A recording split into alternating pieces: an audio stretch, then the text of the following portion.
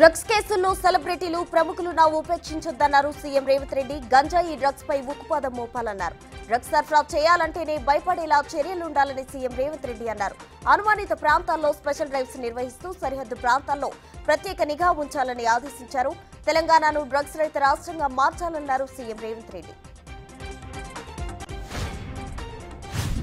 అలాగే హైదరాబాద్ ప్రతిష్ట దెబ్బతినేలా వ్యవహరిస్తే సహించేదే లేదని సీఎం రేవంత్ స్పష్టం చేశారు. పనుల్లో నిర్లక్ష్యం వహిస్తే వేటు తప్పదని హెచ్చరించారు.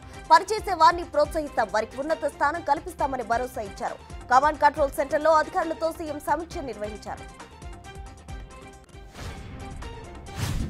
ఉమ్మడి ఖమ్మం, నల్గొండ, వరంగల్ పట్టభద్రుల ఎమ్మెల్సీ ఉప ఎన్నిక ప్రచారం ముగిసింది. రేపు ఈ మూడు ఉమ్మడి జిల్లాల్లోని 34 అసెంబ్లీ నియోజకవర్గాల పరిధిలో పోలింగ్ జరగనుంది. కాంగ్రెస్ నుంచి తీన్మార్ మల్లన్న, బీఆర్ఎస్ నుంచి రాకేష్ రెడ్డి, బీజేపీ నుంచి ప్రేమేందర్ రెడ్డి బరిలో ఉన్నారు. జూన్ 5న ఫలితాలు వెలువడనున్నాయి. పోలింగ్ రోజు అల్లర్లతో కౌంటింగ్ వేళ ఏపీ పోలీస్ శాఖ అప్రమత్తమైంది. ప్రతి జిల్లాలో కౌంటింగ్ కోసం ప్రత్యేకంగా అధికారులను నియమించింది. సున్నిత ప్రాంతాలను గుర్తించి అదనపు బలగాలు మోహరించాలని నిర్ణయం తీసుకుంది. 26 జిల్లాలకు 56 మంది అధికారులను నియమిస్తూ ఏపీ డీజీపీ ఉత్తర్వులు జారీ చేశారు. పల్నాడు ప్రాంతానికి 8 మంది సీనియర్ అధికారులను నియమించారు.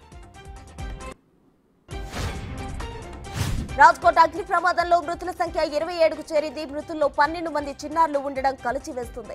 ఘటనపై దర్యాప్తుకు సిట్ ఏర్పాటు చేసింది ప్రభుత్వం. ఎలాంటి అనుమతులు లేకుండా గేమింగ్ జోన్ నిర్వహిస్తున్నట్లు గుర్తించారు. గేమింగ్ జోన్ యజమానిని అరెస్ట్ చేశారు. ఇక ఈ ప్రమాదంపై ప్రధాని మోదీ దిగ్భ్రాంతి వ్యక్తం చేశారు. ఢిల్లీలో పెను ప్రమాదం తప్పింది. పిల్లల ఆసుపత్రిలో ఒక్కసారిగా మంటలు చెలరేగాయి. ఆసుపత్రిలోని చిన్నారులను ఫైర్ సిబ్బంది కాపాడారు. దీంతో అంతా ఊపిరి పీల్చుకున్నారు. 12 ఫైర్ ఇంజన్లు మంటలను ఆర్పాల్సి వచ్చింది.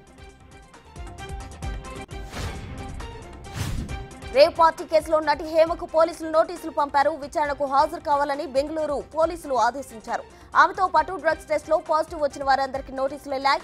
ఇక హేమకు మంచు విష్ణు మద్దతు పలకడం హాట్ టాపిక్ గా మారింది. ఐపీఎల్ తుది పోరుకు సర్వం సిద్ధమైంది. ఇవాళ ఫైనల్లో కేకేఆర్, ఎస్ఆర్హెచ్ తలపడనున్నాయి. మూడోసారి టైటిల్ ను గెలుచుకోవాలని కేకేఆర్ ఫుల్ జోష్ లో ఉంది. అలాగే రెండోసారి టైటిల్ ను సాధించాలని ఎస్ఆర్హెచ్ పట్టుదలగా ఉంది.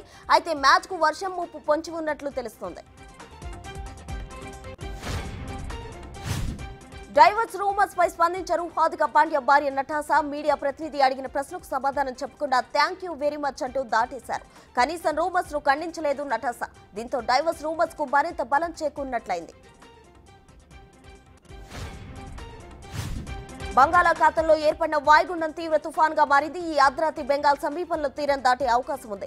తీరం దాటే సమయంలో గంటకు 120 కిలోమీటర్ల వేగంతో గాలులు వీస్తాయని వాతావరణ శాఖ చెబుతోంది. తుఫాన్ ప్రభావం తెలుగు రాష్ట్రాల్లోనూ ప్రభావం చూపనుంది. అక్కడక్కడ మోస్తరు నుంచి భారీ వర్షాలు పడనున్నాయి.